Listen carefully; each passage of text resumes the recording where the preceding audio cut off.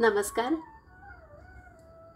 मनात आलं म्हणून या ललित लेखांच्या श्राव्य मालिकेत आपणा सर्वांचं मनःपूर्वक स्वागत.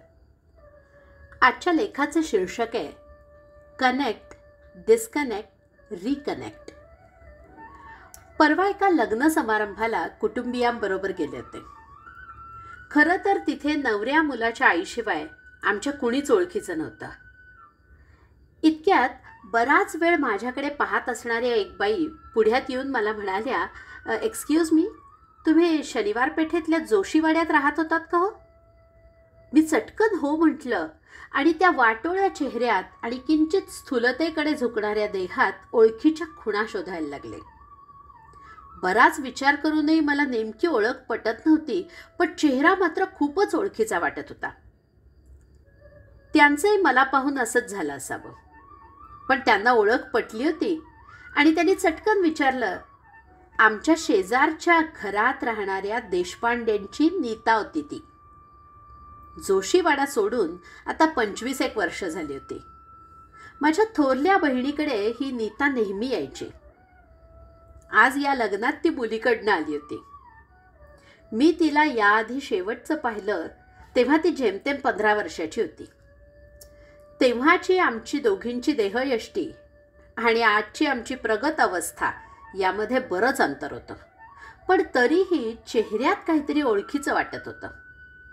अगं तू कशी काय इथे, असं म्हणून हसत हसत आम्ही दोघींनी अलगद एकेरी रूळ पकडला आणि क्षणार्धात आमच्या दोघींचीही 25 वर्ष मागं फ्लॅशबॅकमध्ये विचार करायची पद्धत सुरू झाली. आजूबाजूचं लग्नाचं वातावरण, आम्ही दोघी ज्या कुटुंबियांबरोबर लग्नाला आलो होतो ते घरचे लोक, मध्ये अजिबात संपर्क नसणारी 25 वर्ष, हे सगळं विसरून भान हरपून फुटलेल्या पाण्याच्या पाईपलाईनसारख्या आम्ही धो धो धो बोलत होतो.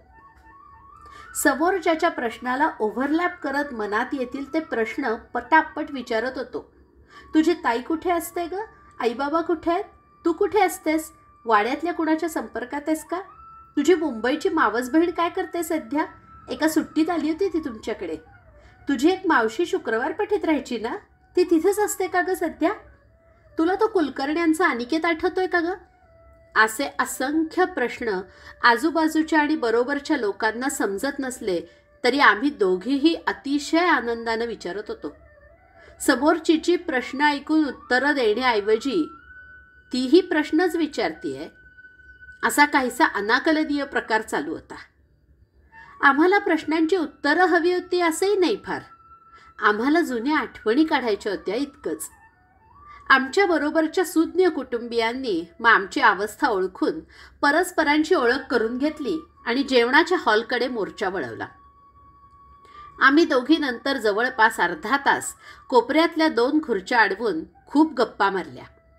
खरं तर त्याला गप्पा मारणं म्हणावं की नाही, कारण या देवाणघेवाणीपेक्षा स्मरणरंजनच जास्त होतं. वाड्याचे मालक, त्यांचं संपूर्ण वाड्याच्या कार्यक्रमातलं वैशिष्ट्यपूर्ण स्थान, त्यांच्या घरातल्या लोकांना मिळणारं विशेष स्थान, मान, यावर आम्ही खूप बोललो. वाडा संस्कृती अनुभवलेल्या कुणालाही हे चटकन लक्षात येईल.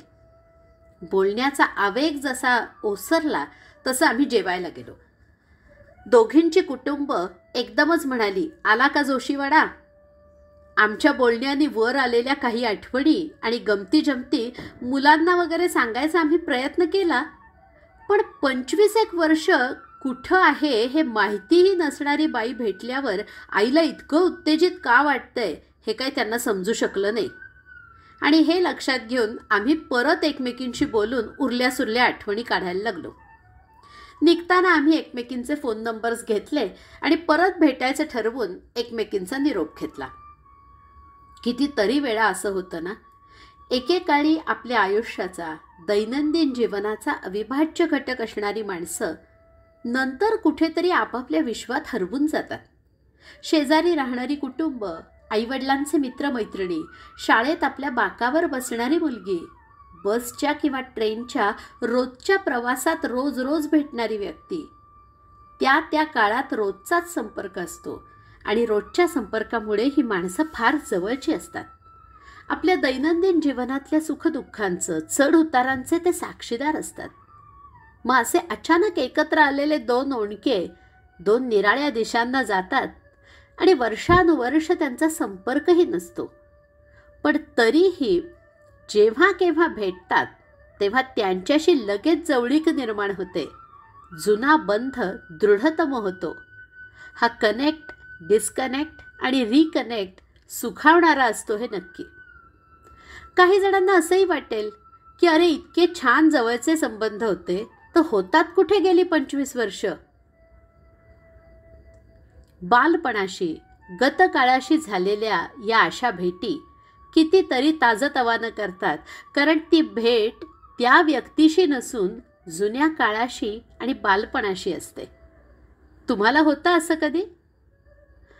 हां, आता या प्रसंगातला विचार आणि प्रसंग अगदी असाच घडला असला तरी पुलंच्या वाक्यात म्हणायचं तर सोयीसाठी मी प्रसंगात जोशी, देशपांडे आणि कुलकर्णी घातलेत इतकंच फरक.